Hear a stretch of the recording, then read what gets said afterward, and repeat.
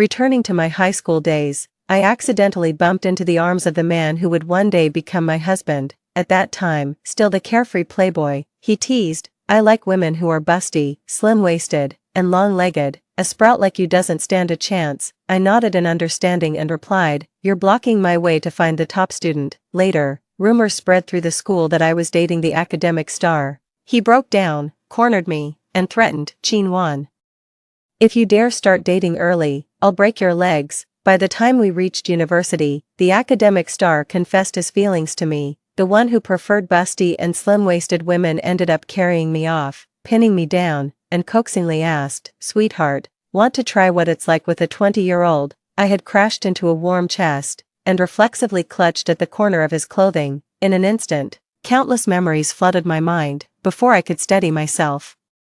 A teasing voice came from above, "Chinwan, have you also learned to throw yourself into my arms?" I looked up, and was met with an extraordinarily handsome face. His slightly squinted, peach blossom eyes were filled with a playful charm. I had seen his face thousands of times, yet my heart still skipped a beat. His name was Lu Yi, my husband, or rather, my husband from a past life. Not letting go. "You like me that much, pity." His speech paused, giving me a half-smiling, half-serious glance. "I like women who are busty, slim-waisted, and long-legged. You, my sprout, stand no chance." I realized then that I was never his type, even in our past life. After over a year of marriage, he never touched me. I let go, furrowed my brow, and took a few steps back. "You're blocking my way to find the academic star." I tried to move past him, but he grabbed my backpack. "School's over. Why not come home with me instead of looking for the academic star?" I yanked my backpack back, giving him a cool glance. "Mind your own business, Chinwan. Gotten a bit too bold, have you? If it weren't for the old man's orders, this young master wouldn't bother with you." After saying that, regardless of my struggles, he wrapped one arm around me and forcefully carried me away and stuffed me into his car. My face flushed with anger, I pushed him away. "Stay away from me." His eyes crinkled slightly, deliberately leaning in a bit closer. "What's wrong today? You're as temperamental as a pufferfish." Ignoring him, he chuckled lightly and hooked my chin with his finger. "Angry already? Don't touch me." I slapped his hand away and turned my face towards the car window, recalling images of him with other flirtatious women from a past life. The voluptuous women looked at me with mocking eyes. "Could your bland figure ever excite Mr. Liu?" Then she casually pulled down her neckline, revealing ambiguous love bites. "Have you ever seen his wild side in bed?" Suddenly, I felt nauseous. Our marriage began as a drunken joke about a union between the Liu and Chi families when we were both too young, our parents still alive. After my parents passed away unexpectedly, I was taken in by the Liu family. Unexpectedly, Liu's father, a man who greatly valued promises, forced Liu Yi to marry me after we graduated from university. Perhaps due to pressure, Liu Yi did not refuse, and I wasn't opposed to the marriage either.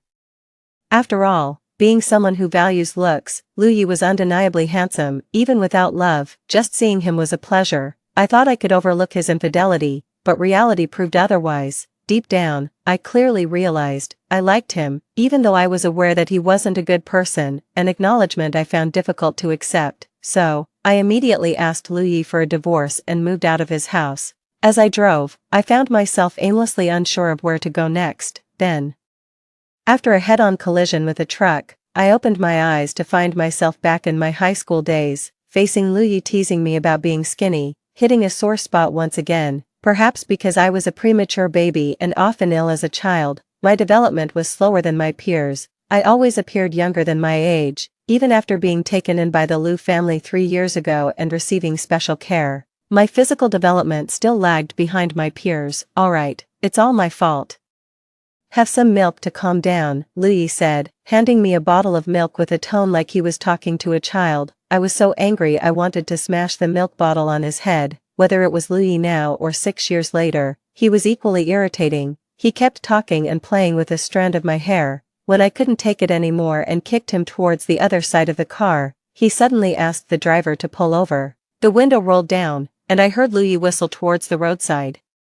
"Hey, goddess, need a ride?" Looking sideways, I saw Jiang Ruan, dressed in a black leather skirt and carrying a guitar case, the campus goddess of University A. Liu Yi had often visited University A to pursue her. Despite his poor academic performance, He claimed that the goddess should wait for him to get into university. Jiang Ruan, unaware of my presence in the back seat, started to open the car door. Lu Yi pointed to the front seat. Goddess, sit in the front.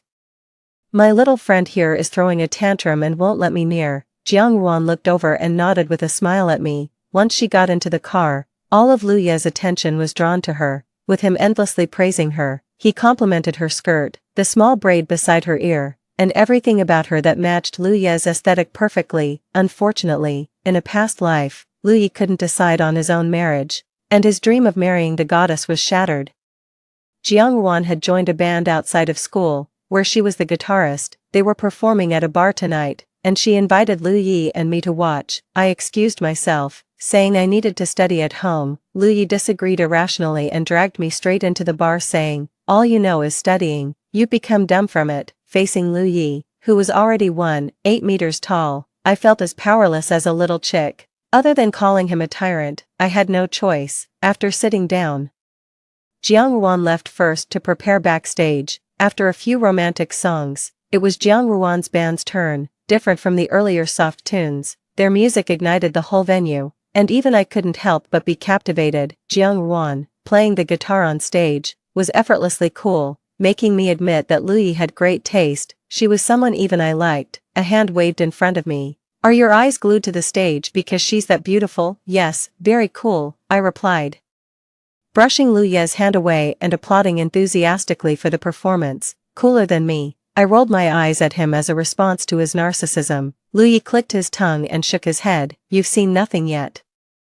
Let me show you what cool really is." As one performance ended, he stood up, walked to the stage, and after whispering something to the drummer, took his place. Under the spotlight, he winked at me as if to say, "Watch this." With a mix of roguish charm and wildness, he easily thrilled the entire audience with his drumming. People in the crowd began to scream and take photos. "That guy on the drums is way too handsome." Even Jiang Ruan showed a look of admiration. As we were leaving, Lu Yi walked backwards in front of me, a smug look on his face. "How about that? I'm cooler than those professional musicians, right? With this face of mine, I'd be a top star in the entertainment industry." "Lu Yi." Jiang Ruan ran out after him, her voice still slightly breathless. Lu Yi stopped and turned, his peach blossom eyes smiling warmly at her. "What's up?" Jiang Ruan moved closer, seemed like she wanted to say something, but hesitated upon seeing me. "You guys talk. I'll head to the car first." I thoughtfully gave them some space. From the car, I watched the two of them under the dim streetlight, standing facing each other. Jiang Ruan tucked her slightly messy hair behind her ear, her cheeks tinged with shyness. She clenched her fist, as if mustering all her courage, and then on tiptoe, she kissed Lu Yi on the cheek. My pupils dilated, my heart felt as if it was being maliciously squeezed. Lu Yi suddenly looked over, even though I knew he couldn't see me. I still guiltily averted my gaze like a thief. When I got back in the car, Lu Yi casually wiped his cheek. "You didn't see anything just now, did you?" "No." He seemed to breathe a sigh of relief and tousled my hair. "Why do I feel like you're still not happy? Are you still mad about my joke earlier, calling you bean sprout?" I moved his hand away, not wanting to deal with him. After getting home, I hastily ate dinner and then retreated to my room, pulling out my workbook.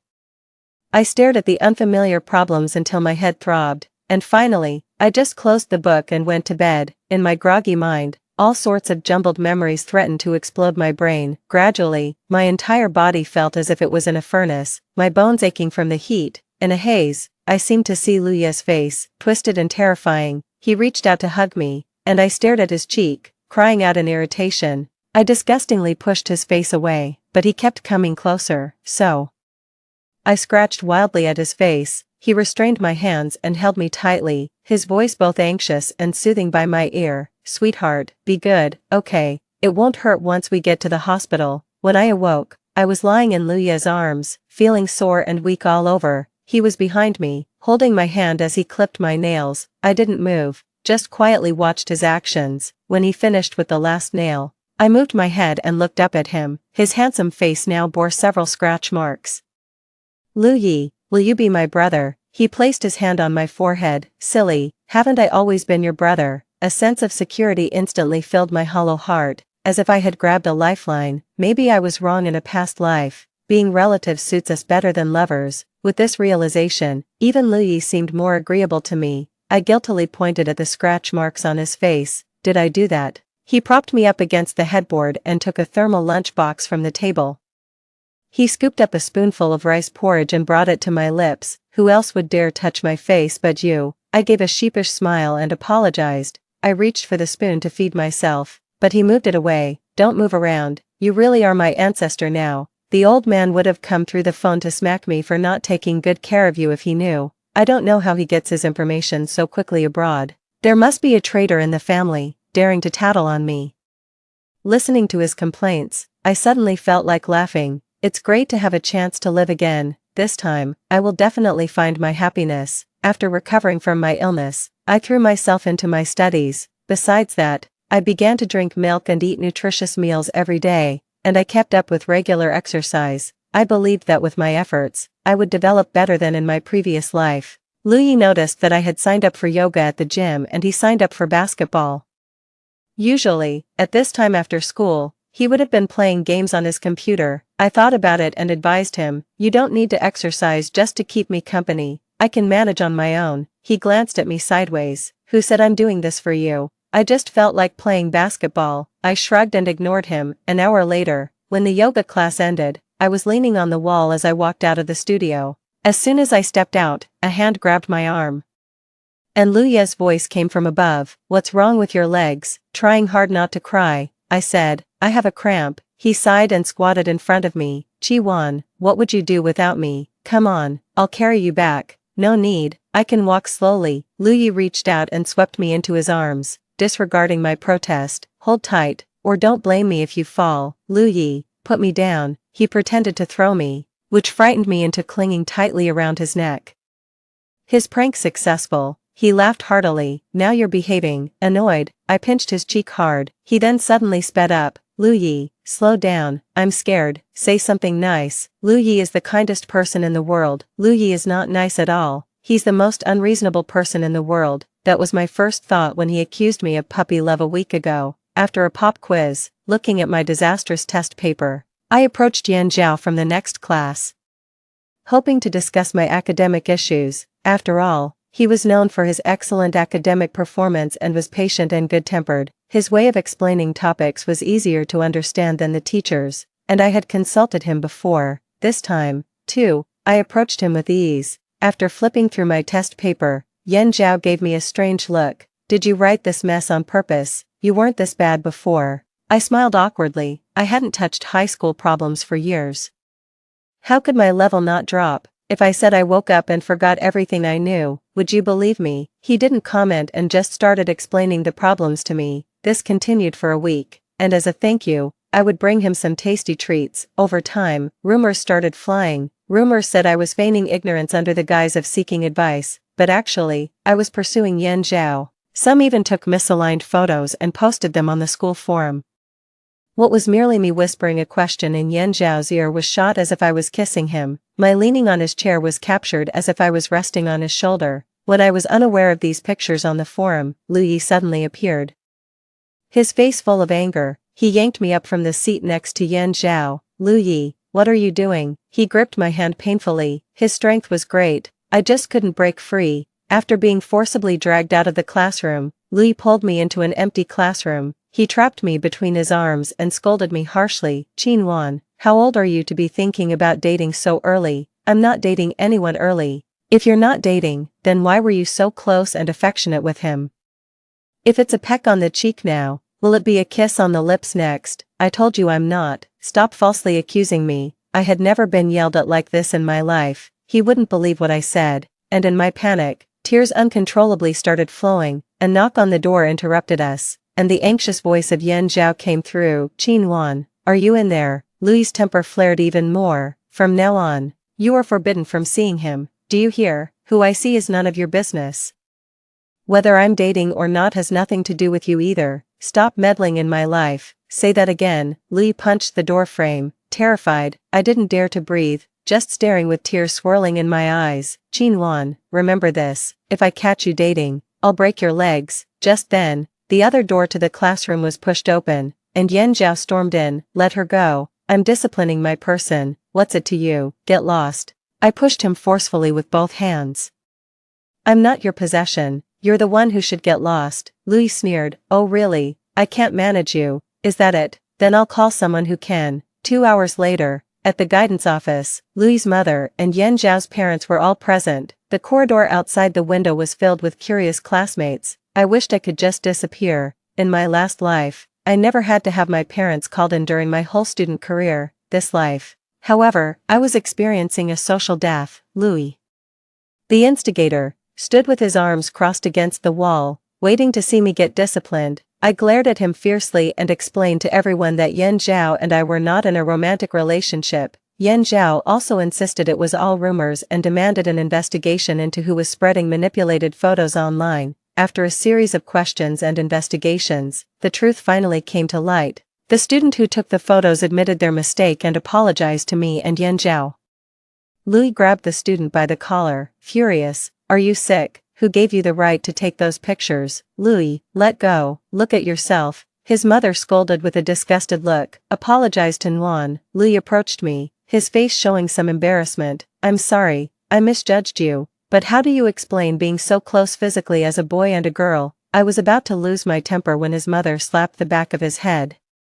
You flirt with girls all day like a butterfly and have the nerve to regulate Nguyen's normal interactions with classmates. Louis, unwilling to back down, tried to argue but was cut off by his mother. Say another word and I'll cut off all your cards. Why would you cut my cards? I still need to buy her a dress. His voice was so low, almost a whisper. Thinking he was still arguing, his mother glared at him. She then turned to thank Yan Zhao and invited him to visit their home often.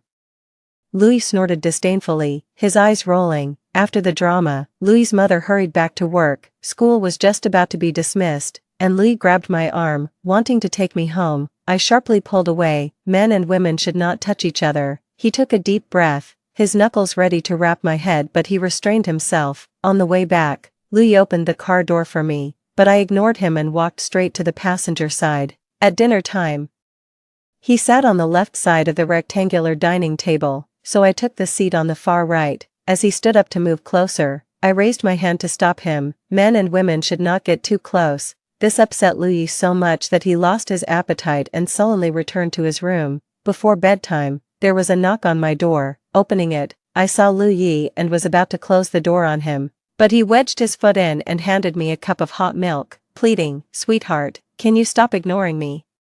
Please." Hearing him use the nickname that my parents used to call me, I froze. It brought back memories of when they were still alive. After they passed away, I went through a period of isolation. When I first moved into the Liu household, I was cautious and barely spoke. At night, I would hide under my covers and cry, the image of my parents leaving me haunting my every moment, often making me so upset that I would fall ill. Louis somehow learned to use that nickname during my bouts of sickness, comforting me by coaxing me to take my medicine and get injections, caring for me like a true older brother. Remembering his past kindness, I silently took the milk cup from him. "This is an exception," I said. His eyes lit up, and he immediately promised, "I swear I'll always trust you unconditionally from now on." Knowing he had upset me, Louis became especially attentive. The next day, to my surprise, he even woke up early, not only calling me to get up but also thoughtfully preparing my toothpaste. After I washed up, he mysteriously guided me to sit in front of the vanity mirror. "I'll do your hair today." Stunned, I almost jumped. "Are you out of your mind?" He clicked his tongue. "You don't trust me. I've practiced a lot." It was strange to think of a man learning to style hair, but considering his flirtatious nature, it wasn't so surprising. It was probably another skill he picked up to charm girls. I expected him to tie a simple ponytail, but instead, he took out 2 braided bands adorned with small pearls and started braiding the hair by my ears. "How does it look? Pretty, right?" Staring at the mirror, I gave him a thumbs up. True to his form, he really put in the effort to charm girls. No wonder, despite his flirty ways, he was still popular among the ladies. If he were a bit more faithful, he could have been hailed as a living legend. On the weekend, Yan Zhao came to the Liu house to see me. Seeing him, Luya's face darkened. "For someone touted as a scholar, you should understand basic pleasantries, right?" Yan Zhao pushed up his glasses and said calmly, "Liu, you might not be aware, but your mother hired me to tutor Qin Wan until the college entrance exams." Liu clearly didn't believe him, but before he could react, Mother Liu came downstairs. Seeing Yan Zhao, she warmly invited him to sit. "Mom, are we going bankrupt?" Why hire such a mediocre tutor for Qinwan? Mother Lu glanced disdainfully at him. Yan is not like you, all about fun and games. He's already self-taught all the high school material. I knew this better than anyone, having seen it in my past life, while all the other students were buried in their books. Yan Zhao was already relaxing and studying college-level material. I once asked why he didn't skip grades and take the college entrance exam early. He said he wanted to experience high school life. I don't like this tutor. Get another one, Lu Yi grumbled. Mother Lu elegantly sipped her coffee. It's not for you. As long as Nuan Nuan likes him, that's enough. If you don't want to study, go out and play with your friends. Don't stay home and disturb Nuan Nuan's studies, Mom.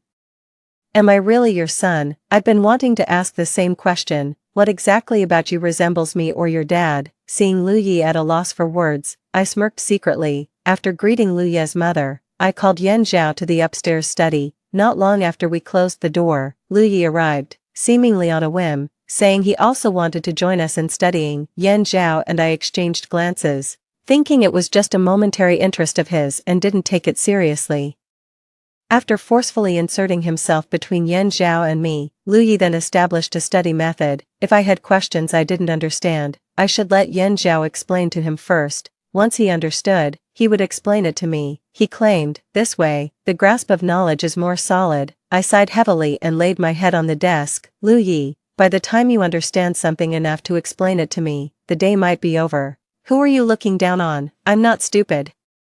I just don't want to study. In fact, Lu Yi proved his point quickly, understanding concepts almost immediately. He was exactly that type of person. Watching Lu Yi explain things to me, I felt like the world had turned upside down. Suddenly, he tapped my head with his pen. Are you zoning out while I'm explaining this to you? Suddenly, being tutored by someone who usually underperformed in class was a surreal experience. I looked at Yan Zhao, feeling a mix of amusement and disbelief.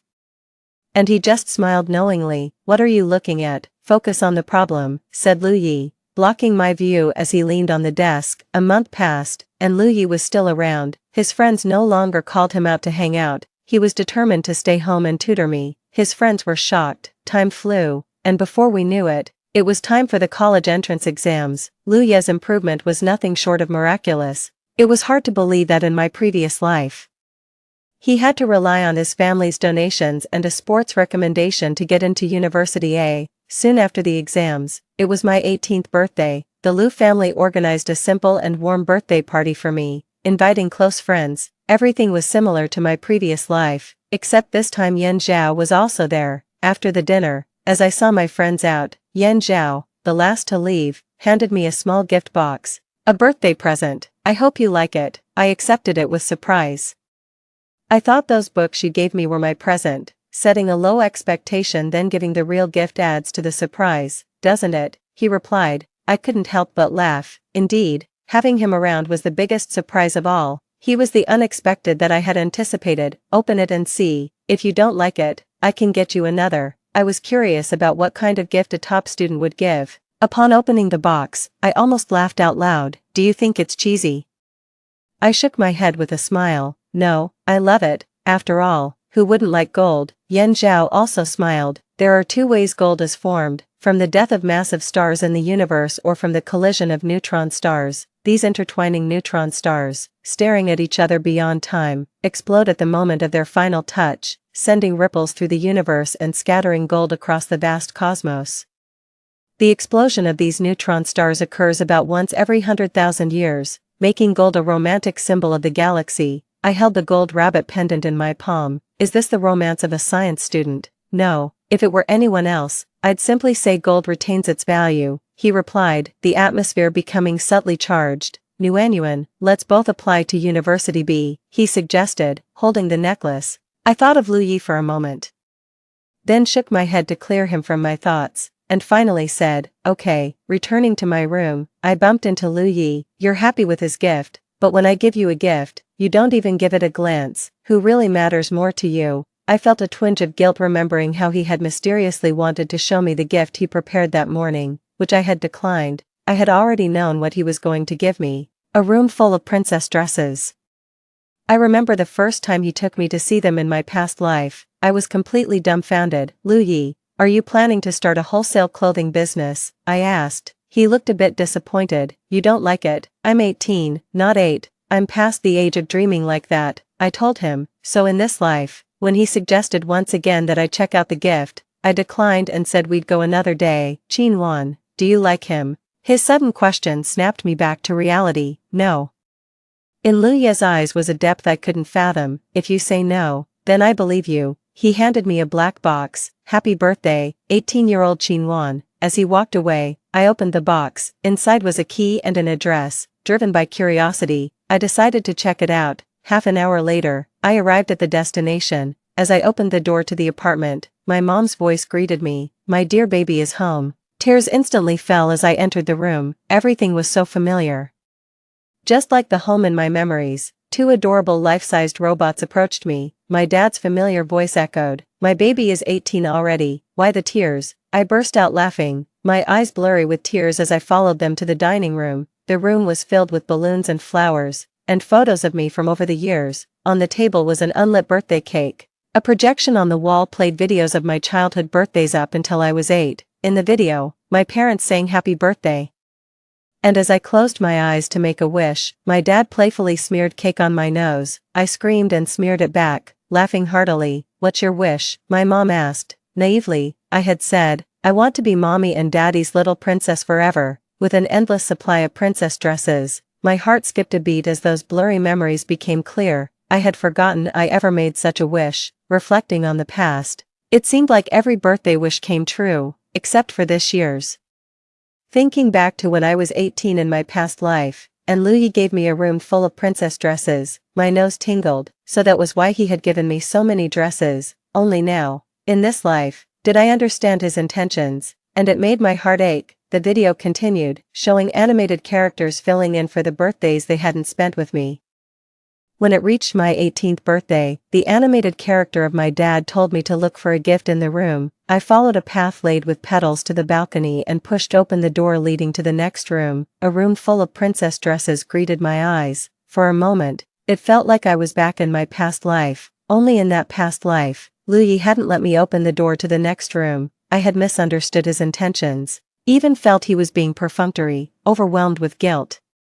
I wanted to see Louis immediately, to tell him how much I loved this gift, truly loved it, but when I got home, I found out Louis wasn't there. I called him, and Jeong-won answered. Louis is drunk, come pick him up, she said. I hurried to the bar where Jeong-won was, and found Louis completely inebriated. As I approached and tugged at him a few times, Louis, let's go home. He looked at me with bleary eyes and suddenly wrapped his arms around my waist. This gesture was far too intimate. I felt a twitch in my eyelid. Glancing at Jeong-won beside me, I quickly pushed Luya's arm away from my waist, worried she might misunderstand. Luyi, with his eyes reddened, looked at me and protested. Can't I even hug you? What about when you were sick and snuggled into my arms? I felt overwhelmed and quickly covered his mouth with my hand, fearing he might say something more suggestive. I explained to Jeong-won. Don't listen to his nonsense. Jeong-won appeared indifferent. Oh.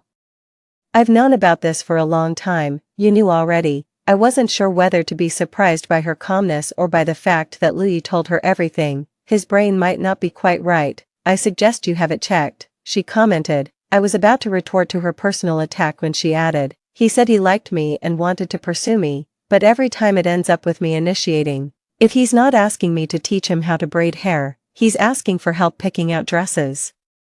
I proposed we date, and he wasn't happy, saying he can't start dating early and corrupt me. Is he joking with me? Her words once again turned my understanding on its head. Wasn't Louis supposed to like Jeong-won? I had even thought they were already together. Finally managing to get Louis back into the car after much effort, he kept ranting. Chin-won is a heartless ingrate. Considering he was drunk, I let it slide. Trying to get him to sit properly, he shoved my hand away. Go find your top student. Don't bother with me. You only have eyes for him anyway. I genuinely started ignoring him. But then he looked at me with teary eyes, playing the victim. Chin-won, you're truly ruthless, really leaving me behind. Have I not been good enough to you? I worry you'll freeze when it's cold, and suffocate when it's hot. When you felt insecure and sick, I held you all night long, my arms and legs numb, wishing I could take your illness, anything you glanced at. I hurriedly brought to you, fearing you'd lose interest if I was too slow. Your casual wish for a princess dress, I took seriously like a fool. carefully selecting and saving up for years to fill a room, and you didn't even look at them. Now that you don't need me anymore, you want to run off with another man. Don't think I didn't hear about you planning to elope with him to University B and leave Jiangqing. You're heartless. Why cover my mouth, afraid of me saying what you're doing? I insist on telling. Looking at the driver in the front seat, I felt so embarrassed, my toes curling, as if I really was the villain. After much trouble, I managed to get him back to the Liu residence and into his room, but then he started making a scene again. He sat on the balcony railing, his eyes reddening. If you dare go with him, I'll jump from here. I won't live. I took a deep breath, pressing my temples. Liu Yi, what are you doing? If you don't want to become a laughingstock tomorrow, you better come down now. You call me unreasonable, a laughingstock. I'm already the biggest joke. For years I guarded against him like a thief, yet you still flirt with him. You found me annoying for a long time, haven't you? Interrupting your romantic talks. Fine, I'll die right now and let you be together. Liu Yi, this is the second floor. You won't die from falling. I tried to pull him down from the railing, however. He shrugged off my hand and deliberately fell backward. Liu Yi. I was terrified and tried to pull him back, but his body weight pulled me down too. As we hit the ground, a pair of hands firmly held me in an embrace. Liu Yi landed on his back with a dull thud. Seeing blood trickle from the back of his head, I felt a chill run through me. Liu Yi. This dramatic episode ended with Liu Yi being hospitalized. After waking up, he seemed to remember the absurd things he had done, even when his parents scolded him, pointing fingers at him. He didn't talk back but silently took it all in, appearing much more mature overnight. Once they left, I sighed and looked at Liu. How come I never noticed before how much trouble you could stir up? Is jumping off buildings fun? I asked. In response, he silently covered his face with the blanket, a gesture of sheer despair. I couldn't help but laugh, pulling down his blanket. The gift you prepared for me. I went to see it last night, and I loved it. Liu. Thank you for everything you've done. Do you really like it? Don't you think it's childish? I really like it, a lot. He didn't just fulfill a childhood wish of mine but also one from when I was 18. I had always hoped my parents could witness me growing up. Liu made me feel as though they truly had a part in my growth, as if they never left. Do you like it more than the gift Yan Zhao gave you? Liu looked at me intently, facing his gaze. My heart skipped a beat.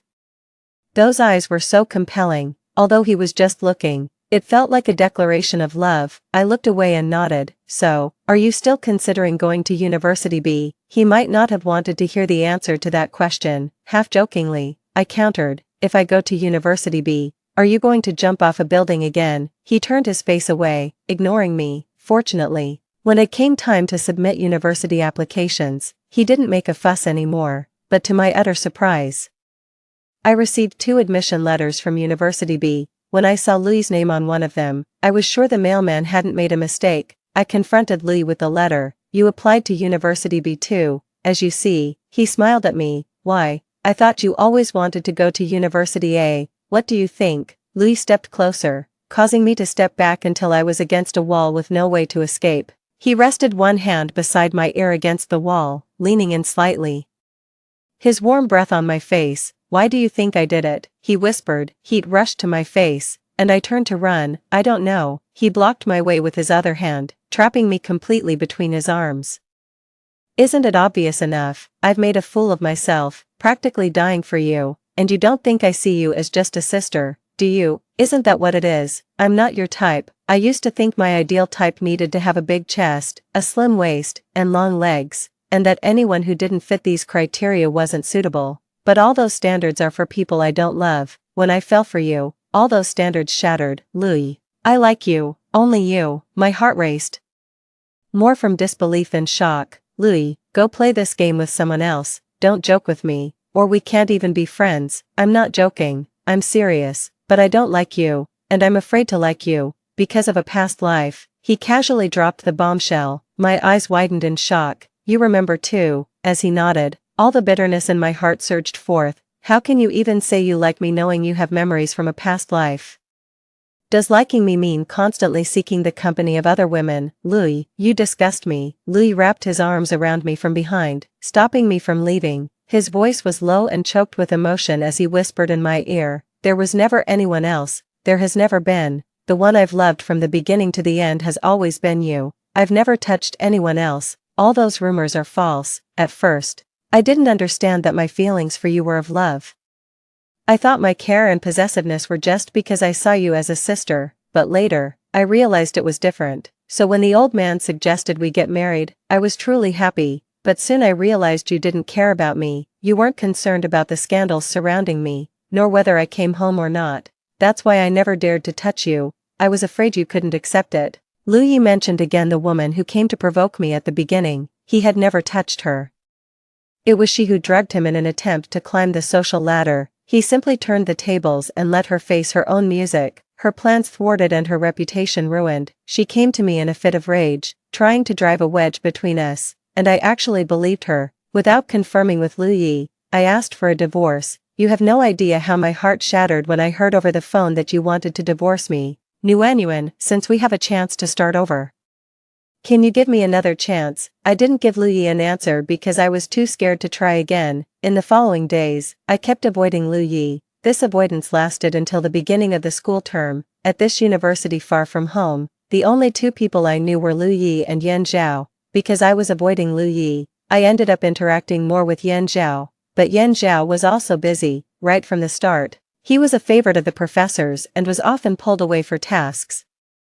Even on the rare occasions we managed to make plans, Lu Yi would follow us. He was like a persistent shadow, impossible to shake off, giving me pitiful looks as if I were the one who had wronged him. One day, Yan Zhao suggested going to a movie, and I agreed. However, my interest waned when I saw the sci-fi film about outer space he had picked, which I knew was complex and hard to understand. But since Yan Zhao was interested, I didn't want to spoil his enjoyment. In the cinema, I was nearly dozing off and went to the restroom midway. Just as I left the restroom, I was pulled into a secluded corner and held tightly. I was so frightened that I struggled as my chin was lifted and I was kissed forcefully, with raw emotion and without finesse. Nguyen, you are mine, you clearly belong to me. I was shocked and angry, and worried about being discovered. I bit his lip hard, and he finally let me go. Lu Yi, what are you doing? He held me, burying his head in my neck.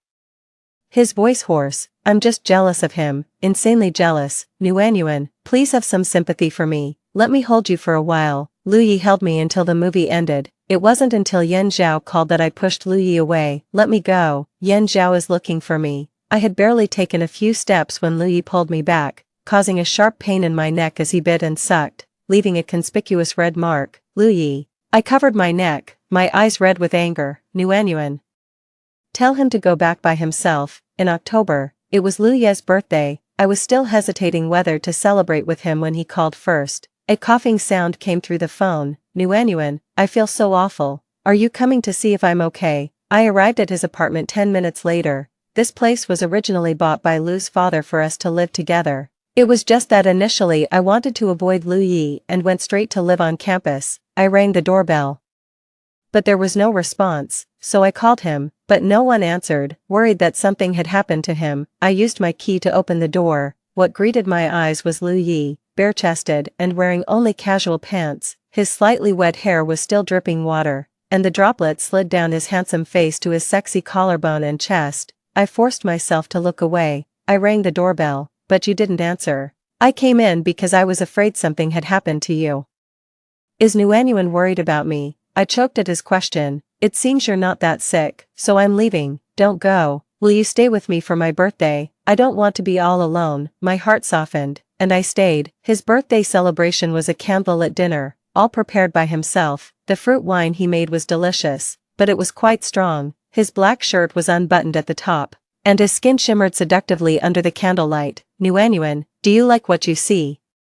Want to touch? Seeing me silent, he added, tell me your true feelings, and I'll let you touch. It looks good, I want to touch. He smiled like a mischievous spirit, guiding my hand under his collar to glide across his chest. Nguyen, you like me, don't you? His lips were close to my ear, whispering these enticing words. He looked into my eyes, his warm breath mingling with mine, both ambiguous and scorching. Want to kiss me? Say you like me.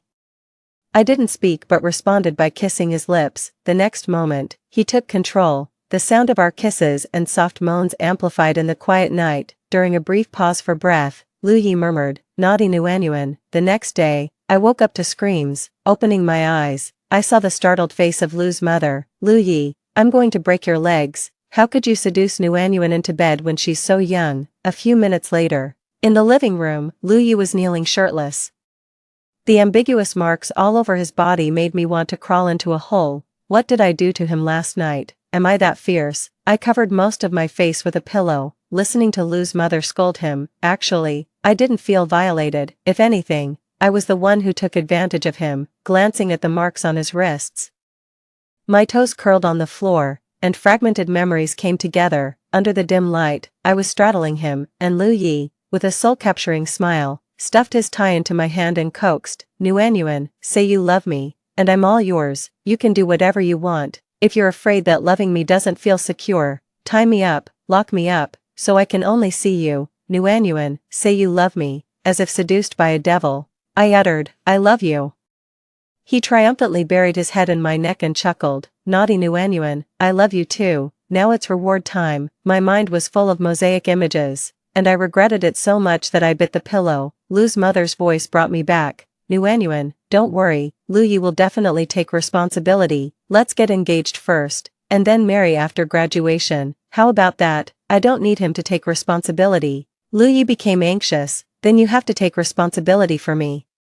My innocence has been tarnished by you, and I'm already traumatized. I can't even look at other women. You must take responsibility." "Then why don't you try men?" I muttered softly. "Lu Yi, you're too much." After that incident, Lu Yi embarked on a year-long journey of acting like a resentful husband. He always made himself available for me to tease, and afterwards, he would demand a formal status from me. If he didn't get it, he would go around claiming that a heartless woman had deceived him both emotionally and physically. It was truly a tale that could make listeners sad and viewers cry. Sometimes, in his madness, he would buy all sorts of locks and give them to me. "Lock me up. Will you love me then? I truly belong to you heart and soul." "What do I need to do to make you believe that? I am a person who believes in frugality." Since he bought them, it would be a waste not to use them. Once I actually locked him up. His madness subsided. "Sweetheart, I knew you loved me, but such states never lasted long." After Yan Zhao returned from studying abroad, Lu Yi started his craziness again. "Sweetheart, should I get a tattoo? I'll tattoo your name all over me, so everyone knows I'm yours. Is that okay?" My eyelids twitched, and just the thought made my toes curl. I grabbed his hand and slipped a ring onto his ring finger. "Mine." Lu Yi burst into tears. "Damn, I finally have a status. I promise, from now on, there won't even be a female mosquito by my side except for you." The day Yan Zhao asked me out for dinner, Lu Yi showed up uninvited. He was extremely friendly towards Yan Zhao, but he kept fiddling with the ring on his finger throughout the conversation. After the meal, Yan Zhao gifted me a necklace made from a meteorite. Nuan Nuan. Every meteorite is like the ancient starlight, symbolizing the passage of time. It has witnessed the wandering of the universe and recorded millennia. I hope it can also witness our future together. Nuan Nuan, let's be together. Lu Yi shoved the necklace back into Yan Zhao's hands. "Classmate Yan, why don't you stick with your cosmic stars? Nuan Nuan is mine." The next second, I was literally carried away by Lu Yi. "Honey, would you like to try how a 20-year-old husband feels? It will definitely make you happy." That happiness lasted until the next morning. He held my waist with one hand, his husky voice in my ear. "Sweetheart, your waist is so slim, I can't take this anymore. Get away from me." I cried out. "Sweetheart, have some pity on me. I've been celibate since my last life." Lu Yi's uncontrollable joy angered me. Afterwards, I locked him up again. "You better continue being celibate." Story 2. After spending a lifetime with my husband, I was reborn in my college days. I excitedly ran to find my husband and saw him confessing his feelings to the campus beauty under the dormitory building. "Missing you would be the biggest regret of my life." 1. Gu Qiao. "You've been standing in front of the mirror for at least half an hour. What are you doing?" Of course, admiring my beauty. I was mesmerized by the reflection in the mirror, a slim and slender girl, with a tiny waist, long legs, fair skin, and not a single wrinkle on her face. Is this really what I looked like at 18? Youth is truly wonderful. Stop being vain. It's bustling downstairs. Jiang Chen is holding flowers at the door, waiting to confess to someone. My roommate, Dai Na, came in with a cup of milk tea, excitedly sharing the gossip with me. "Jiang Chen." I slapped my forehead, having been so caught up in admiring my youthful and beautiful body that I had completely forgotten about my husband. I casually threw on a coat and hurriedly ran towards the dormitory building downstairs. Jiangchen must have been reborn with me, with a younger body. His mindset is younger too, he even knows to bring me flowers now. The last time he gave me flowers was the year our child was born, the only time he ever gave me flowers, thanking me for continuing his family's lineage, thinking of our child. I touched my flat stomach. Ah, I even have abs now. My dear child, let mom enjoy a few more years of happiness, let me savor a few more years of youth before I bring you into the world. Jiangchen and I were college sweethearts, making our way from university to the marriage altar. We argued, broke up, and made up. We've been poor, strived together, became wealthy, and even went bankrupt. During our poorest days, we lived in a basement, surviving on plain water and white buns, and when cravings hit hard, we splurged on a packet of pickles. When we were wealthy, we bought a villa, and Jiangchen even bought apartments for his parents and siblings. We supported each other through thick and thin, hand in hand, completing a lifetime together. In our past life, we were so busy starting businesses and making money that by the time we reached old age, we realized we had been too focused on work and hadn't truly lived or seen the world. Given another chance, we would definitely travel more and accomplish all those things we wanted to do but didn't have the time or energy for. 2. Jiangchen stood at the dormitory entrance holding a bouquet of flowers, likely nervous, his hand resting on his pants with his middle finger continuously picking at the seam. I chuckled. In our graduation year, we started an e-commerce company together. Jiangchen was introverted and quiet, not good at socializing, and a bit socially anxious. For business, he had to learn to exchange pleasantries with people, a habit he picked up back then. Great, Jiangchen was reborn with me. Gu Qiao, what are you looking at? My roommate and best friend, Zhou Xiaoxi, poked my arm, also curious to look outside. Just then, Jiangchen turned his head. Sunlight casting on his youthful and handsome face, his eyes shimmering with specks of gold. Seeing me, he shyly pressed his lips together into a smile, revealing 2 shallow dimples. Jiangchen at 18 always made my heart flutter. He approached me with the flowers, just like in our past life, his every step matching a lifetime together.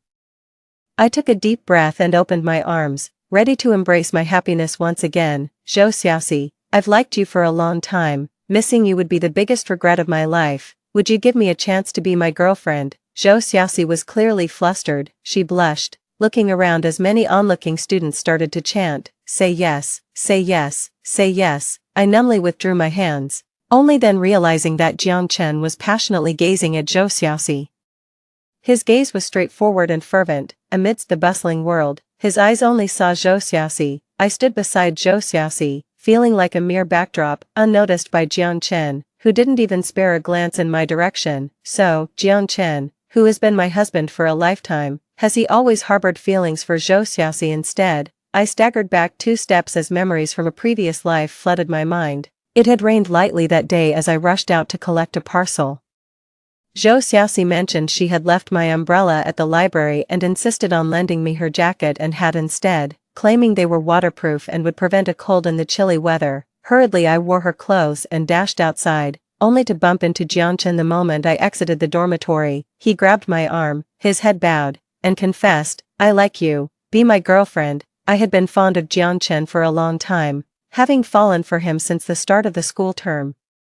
The boy I had a secret crush on confessed his feelings in the rain. That was when I began to love rainy days. No wonder, after we got together, Jiangchen rarely initiated messages or asked me out. I thought he was just reserved and not fond of being overly sentimental. Most importantly, I was completely dazed by this unexpected blessing, blinded by passionate love. I threw myself wholeheartedly into the relationship. How ironic, maybe Jiangchen initially mistook me for Zhou Xiaoxi, that's why. After his rebirth, his first priority was to start over with Zhou Xiaoxi. A lifetime together couldn't outweigh the perpetual beloved in his heart. I took a step back, then another. Jiangchen anxiously awaited Zhou Xiaoxi's response, his forehead beaded with sweat from excitement, one drop trickling over his eyebrow into his eye, yet, he kept his eyes wide open, fearful of missing her reply by even a blink. My heart felt as heavy as if it were weighed down, as though I had swallowed a chunk of ice in the bitter cold. How rare, even when we went to meet important clients in our previous life, Jiangchen was never this nervous. When I was giving birth, his parents insisted on a natural delivery, arguing that a cesarean wasn't good for the child, but our baby was well nourished. and the doctor estimated he weighed over 7 pounds, recommending a cesarean. Pale-faced, I lay on the bed clutching Jiang Chen's hand, asking if he was nervous about the birth.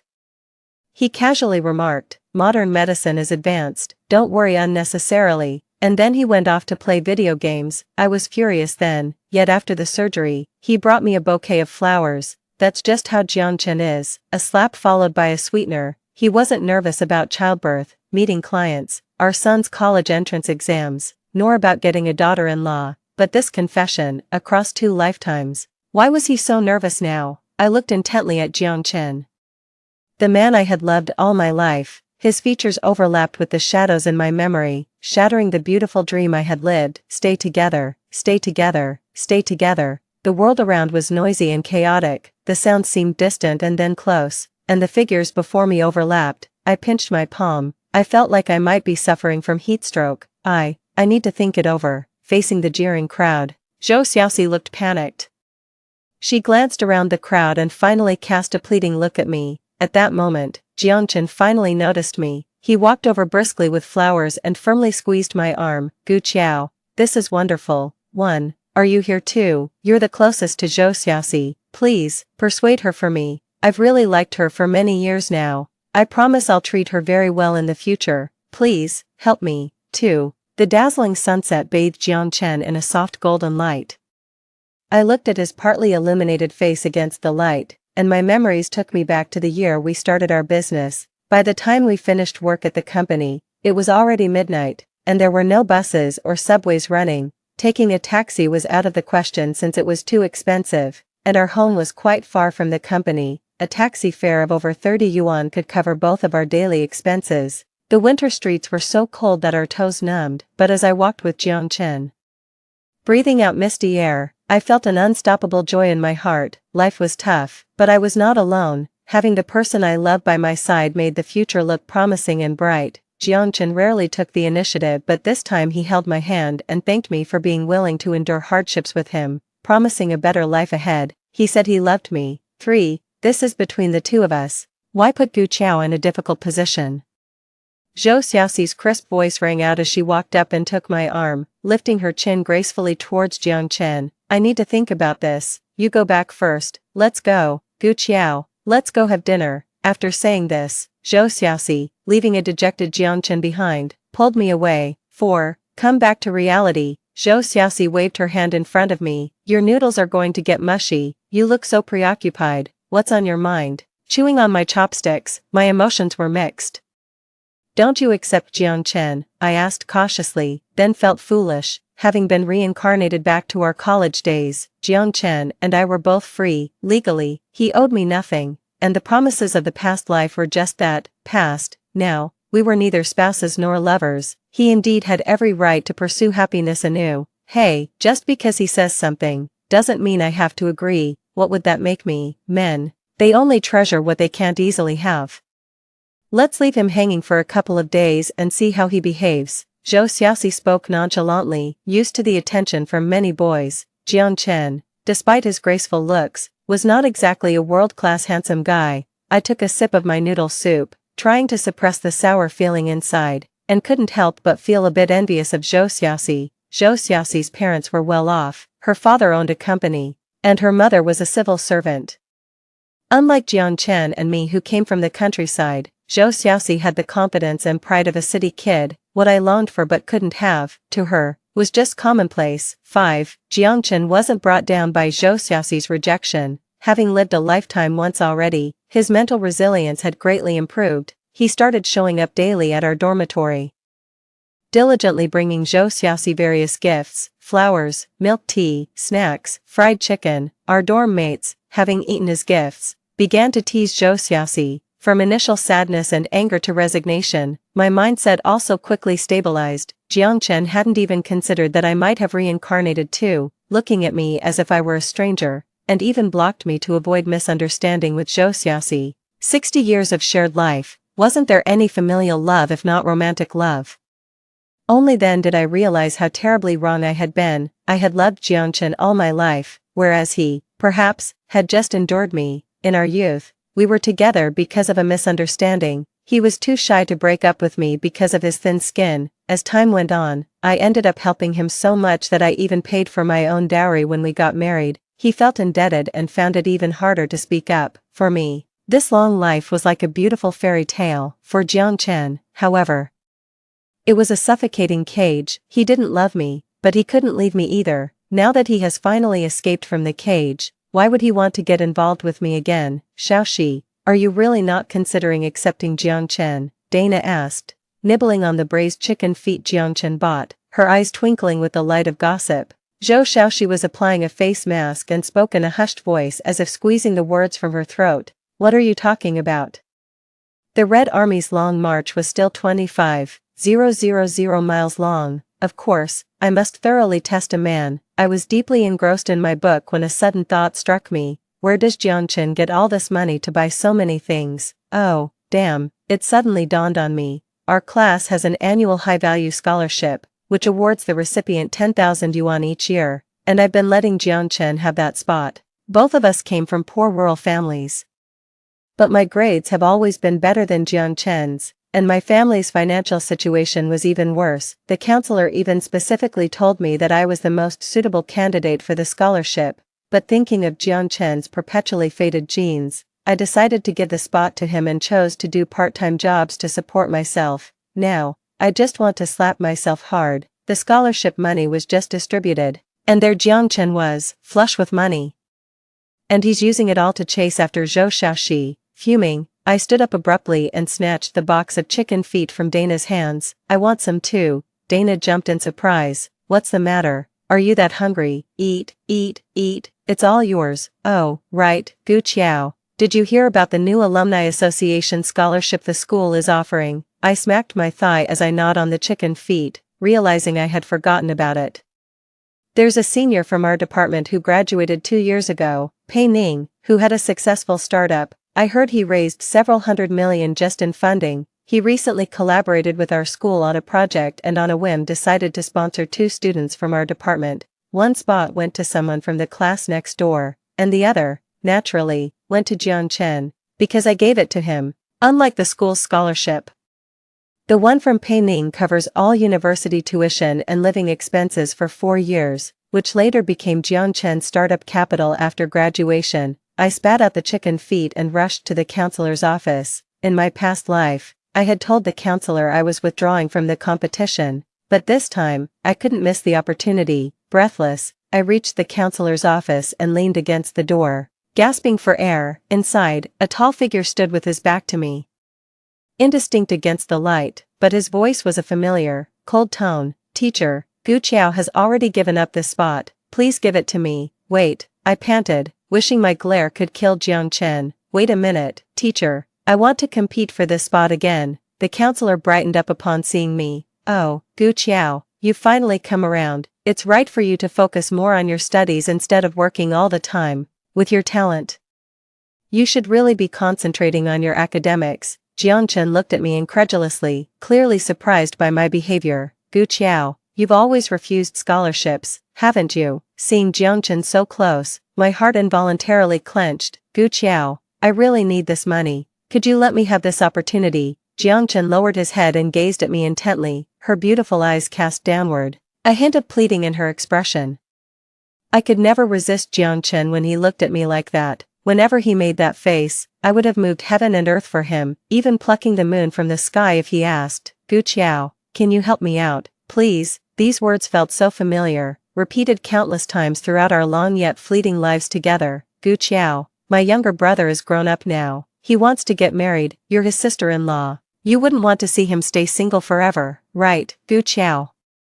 My sister is getting married, but her fiancé isn't well off. Could you buy her a house so she can hold her head high at her in-laws' place? Gu Qiao, our parents are getting old. I want to move them in with us so we can take better care of them. Amidst constant praises of Gu Qiao, you're the best. I kept giving in, kept compromising, until I became the weakest member of the Gu family. Due to overworking and pushing myself too hard, I ended up with gastritis, herniated lumbar discs, cervical spondylosis, and shoulder periarthritis. Jiang Chen, you shouldn't say things like that. Gu Qiao has given up her scholarship opportunities for you these past 2 years. her grades and overall evaluations are much higher than yours, and her family isn't well off. Her parents didn't want her to continue her education, preferring her to get married instead. She's been working part-time to pay for her own tuition and living expenses. As a fellow student, you should think beyond just yourself. Gu Qiao is more deserving of this scholarship in every respect. Our teacher glared at me disapprovingly, trying to silence me with a stern look. In my past life, I married Jiang Chen in his rural hometown.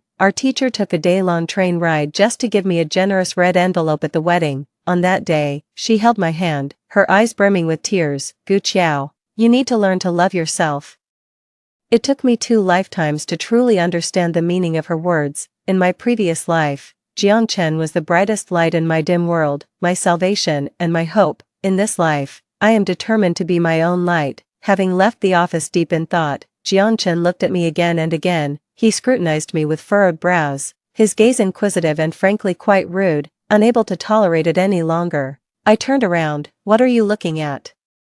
Why did you suddenly change your mind? Jiang Chen asked tentatively. I found it somewhat amusing, since you so easily dismissed our past life and decided to start over. Naturally I couldn't keep indulging and helping you as before, because I'm poor. Jiang Chen blinked, his expression somewhat bewildered. I never complained about my hardships in front of him, no matter the situation.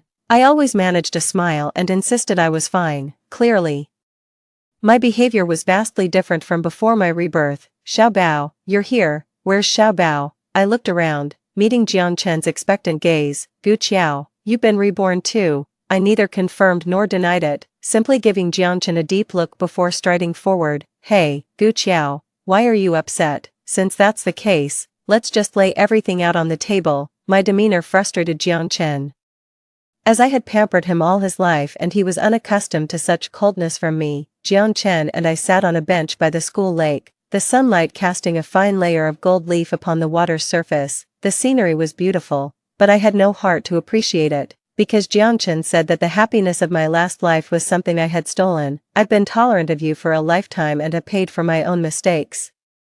What's wrong with pursuing the person I love in this lifetime? Jiang Chen was clearly agitated as he glared at me, his neck stiff with anger, as if I were the root cause of all his misfortunes. Haha, I laughed out of frustration. Jiang Chen, if you didn't like me, why didn't you say so from the beginning? You didn't say it in college, you didn't mention it when we were about to get married, you never brought it up in all these years. I didn't force you at gunpoint to marry me, did I?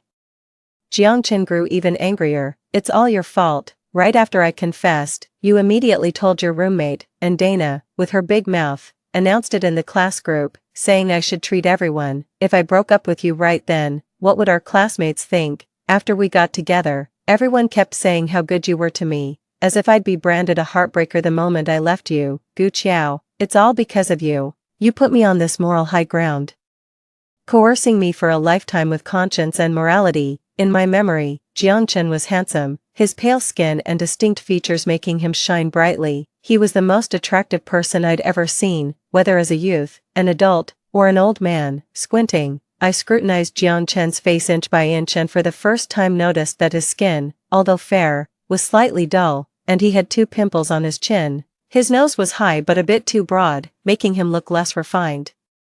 The shining Jiang Chen was, after all, just a slightly more delicate-looking ordinary student. His glow came from my love, not from himself. Since that's the case, let's pretend we never knew each other in this life and never contact each other again. Goodbye. I stood up, turned, and walked away, feeling something inside me collapse into ruins. I came from a rural family that greatly favored boys over girls, where my parents saw having a daughter as a significant loss, trying everything to recoup their investment through me. In middle school, my parents repeatedly said that as soon as I graduated from junior high, I would start working. To escape the fate of working in a factory, I studied hard and eventually topped my city's exams to get into a prestigious school. The school waived all my fees and even promised me a scholarship. The village chief and local leaders also visited several times, urging my parents to let me continue my education. After high school, my parents agreed I could attend university, but I had to send home 2,000 yuan every month.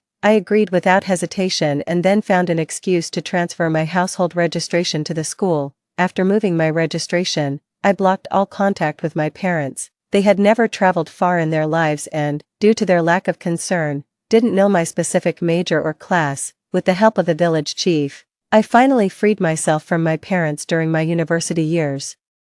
I became someone without a family, so I desperately longed for a home, for love. In my past life, I clung to Jiangchen like a drowning person grasping at a log. I so yearned for a home that even when Jiangchen was not always kind to me, it was still 100 times better than my parents. In that rural home, I didn't even have a room of my own. My bed was in a corner of the living room, devoid of privacy and dignity. I saw Jiangchen as my salvation. Any kindness he showed, I was ready to repay with my life. Now I realize that I shouldn't seek love from others. I should learn to love myself. No one but yourself can be your savior. I ran forward with large strides, leaving all my past and darkness behind. I eventually received the scholarship. My counselor mentioned that Pei Ning, the alumnus who provided the scholarship, wanted to meet me. Is it him? It turned out to be him. I stared in astonishment at the familiar man in front of me.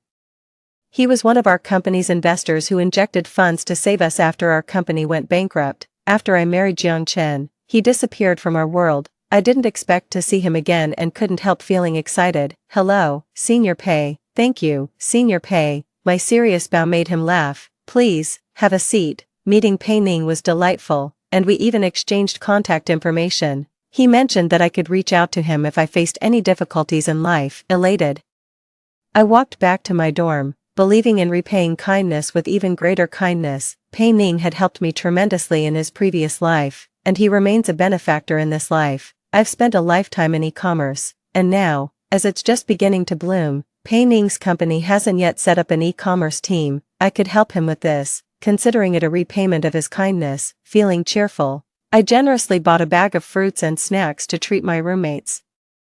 Upon returning to the dorm, I found 2 large bags of KFC on Zhou Xiaoxi's desk. Seeing me, Zhou Xiaoxi handed me a burger and 2 egg tarts. Here, you haven't had lunch, right? Eat them while they're hot, Dana teased from the side. Go on, eat. This is the Joy Burger. I blinked in confusion. What burger? Oh, Xiaoxi is now with Jiangchen. Zhou Xiaoxi rolled her eyes at Dana. Eat up, even a chicken leg can't shut you up. I was surprised to look at Zhou Xiaoxi. She was with Jiangchen. Zhou Xiaoxi glanced at me awkwardly. Living in the same dorm, virtually spending 24 hours together, I could hide my feelings for Jiangchen from others but not from Zhou Xiaoxi, who slept across from me. The 2 hardest things to hide in this world are coughing and love. Zhou Xiaoxi adjusted her hair and gave an awkward smile. Gu Qiao, you don't mind, right? I gave a genuinely sincere smile. What are you talking about? Of course, I don't mind. We're friends. That's what matters. The past is dark and irretrievable, but the road ahead is bright and brilliant. Jiangchen is just part of the past now. I only want to focus on studying hard and earning money. Dinner was with the past. Jiangchen invited our entire dorm to have hot pot. At the dinner table, he was very attentive to Zhou Xiaoxi, pulling out chairs, pouring water, peeling shrimp. Zhou Xiaoxi was touched but also a bit embarrassed. She kept glancing at me, worried I might be upset, but I just kept my head down, busily indulging in the beef and tripe. When Jiangchen and I were together, we were both poor students. I was reluctant to spend his money, and our dates were always inexpensive fast food, splitting the bill afterward. It wasn't often that Jiangchen could treat. I had to eat more, maybe even make up for what I missed in a past life.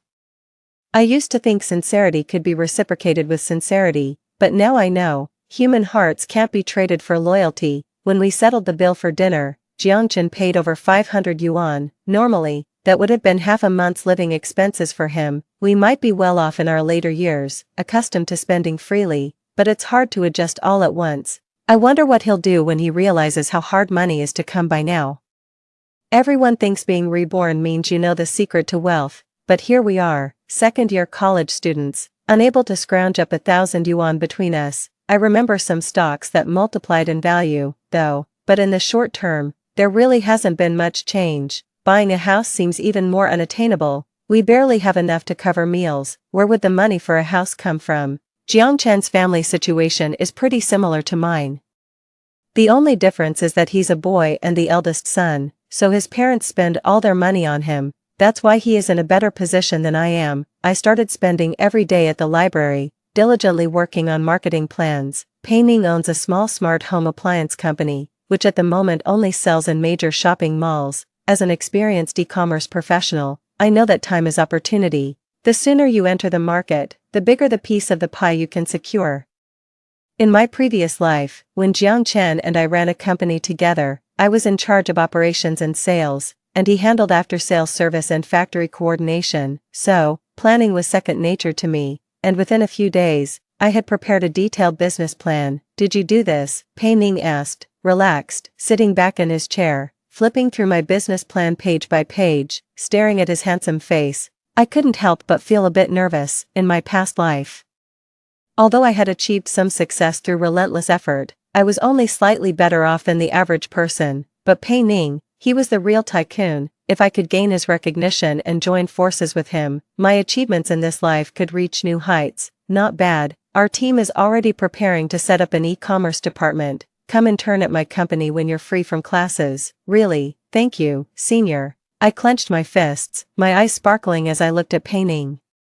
All the hard work recently had finally paid off. Hello, here are your cheesecake, vanilla milk, and strawberry waffle. This was the only coffee shop near our school gate. The prices were steep, and I had only been here once with Zhou Xiaoxi. I watched in astonishment as the waiter brought a table full of cakes. Pei Ning straightened the crease on his sleeve and stood up, saying, all right, I have to leave now. Little girl, eat up, you're too thin. Pei Ning left.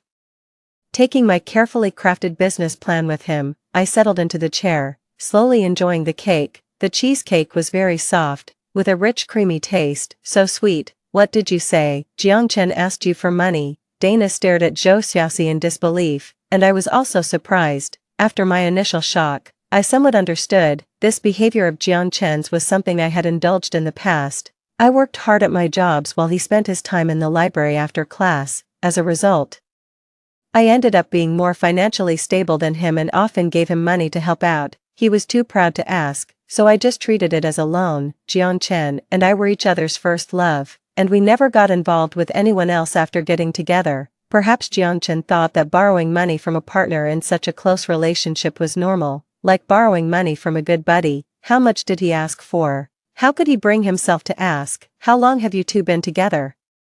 Dana grabbed Zhou Xiaoxi's arm, her face filled with incredulity. It's not much, just 1,000 yuan. He said he invested his scholarship money in stocks. Jiang Chen had never dealt with stocks in college. If I remember correctly, it wasn't until we were in our 40s and more financially settled that he started exploring investment and personal finance. Does he really remember the stock market fluctuations from his college days? It's not a small amount. 1,000 yuan is nearly a month's living expenses. And you only think it's not much because you're well off. Zhou Xiaoxi was also somewhat upset. I definitely won't lend it to him. What kind of man asks a woman for money? If he doesn't have money, he shouldn't be dating. Recently, he's been buying me this and that, and now he expects me to foot the bill. But he didn't receive the same warm welcome or opportunities. He was mainly assigned to handle menial tasks such as printing and copying documents. After all, Jiang Chen's expertise was in customer service, which, in the realm of e-commerce, isn't highly technical. I thrived in my internship, seamlessly fitting into the new environment. Pei Ning, the company head, was quite generous with the internship salary and even provided a scholarship, which meant I no longer needed to work part-time to pay for my tuition and living expenses. This allowed me to devote more time to my studies, leading to a busy yet fulfilling life. As for Jiang Chen, although he managed to secure the internship through his counselor's connections, he didn't have the same smooth experience as I did. Jiang Chen didn't visit often because he spent a lot of time dating. However, with his diligent efforts, he managed to reconcile with Zhou Xiaoxi. Jiang Chen treasured this relationship deeply, putting forth immense effort to maintain it. Dating was an activity that cost both money and time. He accompanied Zhou Xiaoxi on shopping trips, movie dates, and celebrated various occasions like birthdays, Christmas, and Valentine's Day. Money was spent like flowing water, and gradually, Jiang Chen began to feel the strain. He tried to take Zhou Xiaoxi to more affordable restaurants, but after just one visit, they ended up arguing. Can you believe how ridiculous Jiang Chen is? I spent 2 hours on makeup, washed my hair, and put on new clothes, only for him to take me to eat spicy hot pot. The place was so greasy, and just sitting there a while left a smell on my clothes and hair. He clearly doesn't respect me. Angrily, Zhou Xiaoxi threw her bag on the table. her eyes red with frustration. I was engrossed in my book when I heard this, and looked up confusedly. What's wrong with eating spicy hot pot on a date? Zhou Xiaoxi marched up to me and pinched my face. Are you silly? Him taking me to eat spicy hot pot shows that he values me as little as a bowl of spicy hot pot. Today it's spicy hot pot, tomorrow it'll be plain boiled water with steamed buns. Besides, if dating means only eating spicy hot pot, why bother dating? Isn't it better to be single? There's absolutely no way I'll lower my standard of living. Zhou Xiaoxi's views on relationships were vastly different from mine and quite jarring to my beliefs. In my mind, dating was about mutual contribution and sharing both good times and bad. What about people who are really poor? How do they manage to date? Zhou Xiaoxi rolled her eyes. If they're that poor, obviously they should focus on making money. Dating costs money and time, and if you can barely afford meals, how can you even think about dating? And if a man truly loves a girl, why would he want her to suffer with him? Seeing my bewildered face, Zhou Xiaoxi pulled up a chair to sit opposite me and began to lecture earnestly. Gu Qiao, don't be foolish. People say the 3 joys of a man's life are promotion, wealth, and the death of his wife. Why would his wife die when he becomes rich? Naturally, it's because he goes looking for someone younger and prettier. Do you think if you suffer with a man all your life, he'll be grateful? He'll only think he's amazing, that he has personal charm. Once he makes money, the first person he'll ditch is you. You've seen him at his worst, so he can't even brag in front of you. Isn't it true? After Jiangchen became young again, the first thing he did was replace me, his long-suffering wife. I held Zhou Xiaoxi's hand. Keep talking, you're making sense. Back in our previous lives, although we were roommates, we seldom had time to chat. I was always working, rushing from one job to another with my backpack, hustling at the school gate's various shops. When my roommates were still sleeping, I had already left, and by the time I rushed back to the dorm at night, they were ready to sleep. Life continued at its own pace, with Zhou Xiaoxi and Jiangchen frequently arguing. I, on the other hand, poured all my energy into studying and working. Summer came quickly, and I applied to stay in the dorm as usual. It had been 2 years since I last visited my parents' home. When I got married in my previous life, they demanded a dowry of 300,000 yuan from Jiangchen, threatening to humiliate him in his village with a loudspeaker if he didn't comply. Although I ended up paying this money myself, my parents' actions made it difficult for me to face Jiangchen. At that time, Jiangchen gave me tremendous support. He said my parents were not good to me, but he would always treat me well and give me a true home. I had repaid my parents' kindness in my previous life. In this life, I owed no one. I worked tirelessly, even spending weekends at the company, almost wishing I could sleep there. My colleagues, especially our team leader, came one after another to give me advice. Joe, even though you're young, you need to take care of your health. Are you facing any difficulties in life? Don't worry, just talk to me. If money can solve it, then it's not a problem at all. I couldn't help but laugh and refuse, but this incident even alarmed Pei Ning. Here, take this bonus. I stared at the check for 300,000, dumbfounded. Boss, is the bonus really this much? Our company is full of young people and has a great atmosphere. Everyone calls Pei Ning boss, and after a while, I started to call him that too without thinking. Pei Ning nodded. You're worth that much. At that time, houses in many prefecture-level cities cost only 3,000 to 4,000 per square meter. The bonus Pei Ning gave me was enough to buy a house. The head of the e-commerce department gets a commission on sales. From now on, whatever Old Su gets, you will get too. I gasped. Old Su is our team leader and a computer science graduate from a prestigious university, and I was just going to be a junior after the summer break. The key point was that this commission was really high, at least several million a year. I opened my mouth, wanting to refuse but also reluctant to let go, standing there torn. Pei Ning came over and gently patted the top of my head. I said, you're worth that much. Dizzily walking out of the office, I felt like I had been hit by a pie falling from the sky. Is there a more generous boss than Pei Ning in this world? Definitely not. Hey, Gu Qiao, do you want to buy some cryptocurrencies to play around with? I was still lost in the dream of earning millions a year when my shoulder was tapped by our team leader. What kind of coin? Bitcoin. It just came out recently.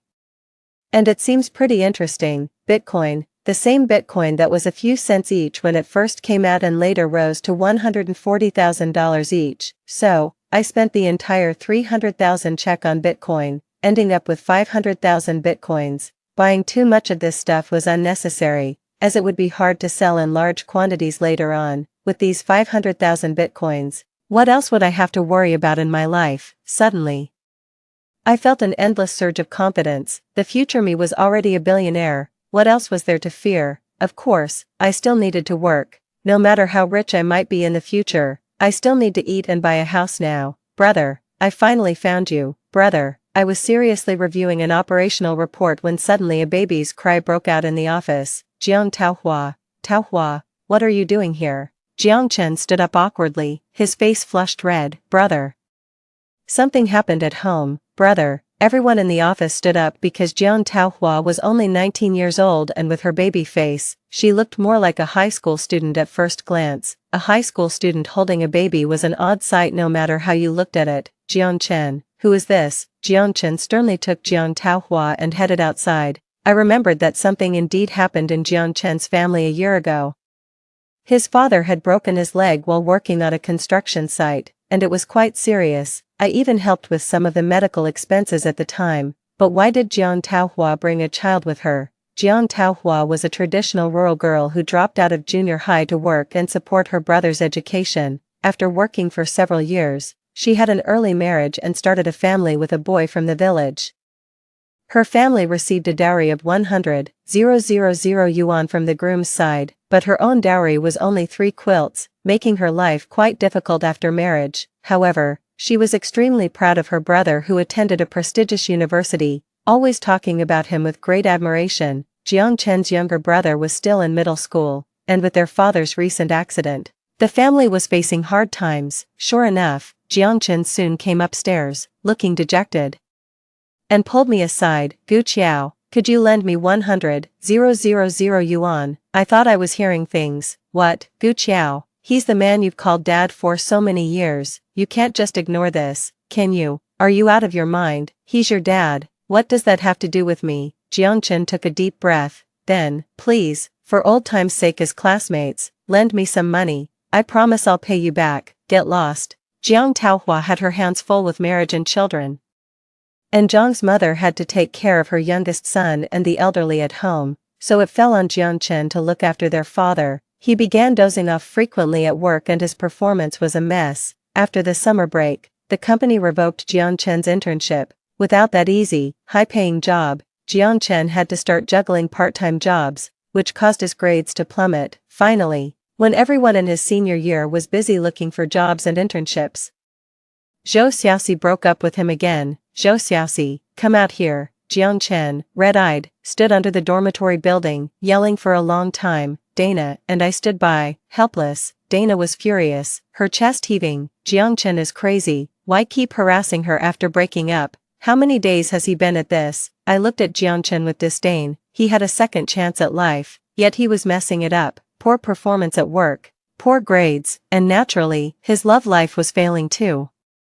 It seemed he thought having a second chance meant he had a magic touch that always been laid back. Even in his past life it was me who had to push him forward, which often led to arguments. He liked fishing, painting, and drinking tea. He believed money was never ending and that life needed to be poetic and picturesque. As for me, I always wanted to reach higher and further, to see those vistas I'd never seen before. I'm so mad.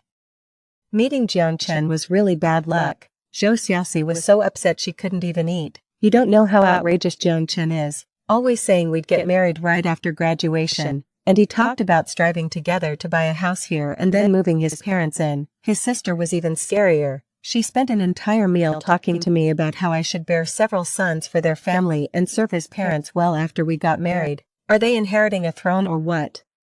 Talking about sons, please. Someone's personal circumstances might improve with effort, but family values are hard to change. I need to run fast or what? Wait to become their servant. I lowered my head in shame. Jiang Chen's family had said similar things to me before, and although it was uncomfortable, I hadn't taken it to heart at the time. After several entanglements, Jiang Chen found himself increasingly the subject of gossip among the girls, seeing that Zhou Xiaoxi still ignored him.